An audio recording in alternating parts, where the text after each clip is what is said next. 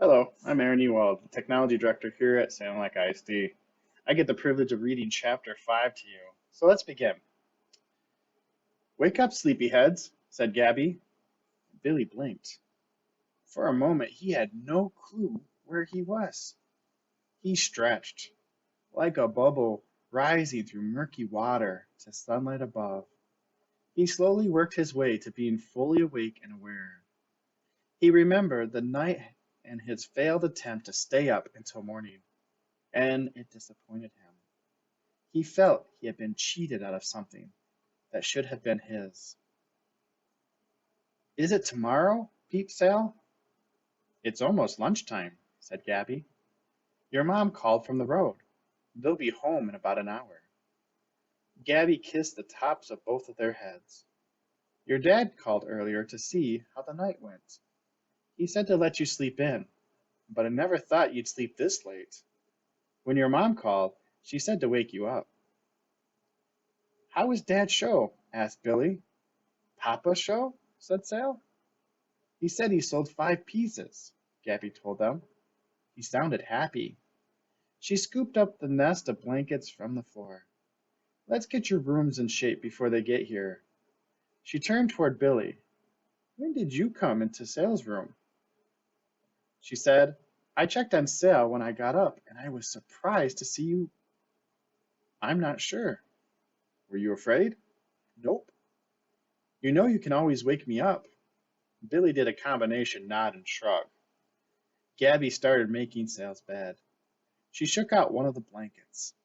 The pearl had been caught up in its folds.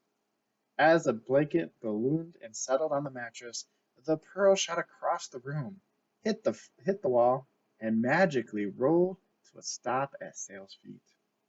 The pearl, cried Sal, raising herself up and down on her toes. I forgot it. She picked it up and brought it to Billy. Did we make it to morning? He flicked her a look that said, You're crazy. He extended his open hand and motioned for her to give up the pearl. Did we make it to midnight? She asked, slipping her hand with the pearl behind her back. Her voice sounded as if she knew the answer. What are you two talking about?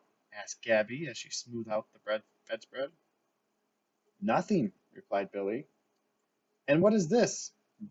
Gabby was holding up Cough Drop by its tail.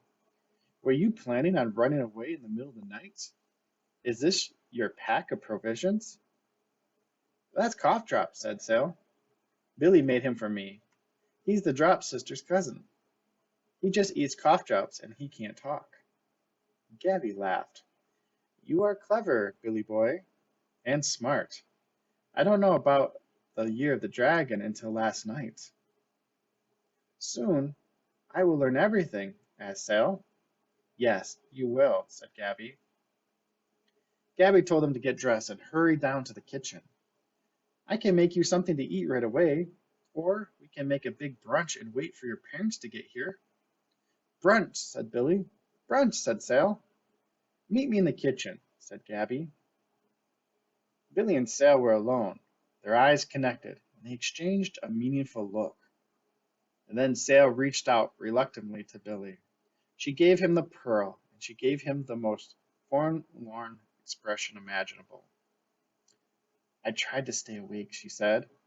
Me too, said Billy. I almost did it. Did you make it to midnight? I might have. I'm not sure. I think so. They stood together in silence.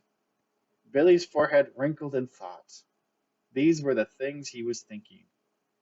I don't really care about the pearl. Sal helped me last night, but I can't tell her that. If I give her the pearl, it would be a way to thank her without having to say anything. Here, he said. You can have the pearl, Sal. Sal took the pearl and kissed it. Thank you, Billy.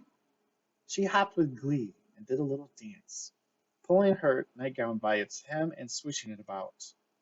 See you downstairs, he called as he left. He dressed quickly and straightened his room. He looked under his bed, just because. Nothing was there, of course. His mind was ricocheting from one thing to the next. He wondered if Mama would let him play with Ned today. He wondered what Gabby was making for brunch.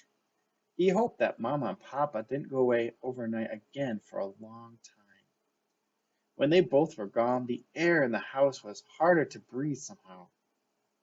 He moved the envelope with the dragon stamp to the middle of the desk. He wanted to get down to the kitchen fast.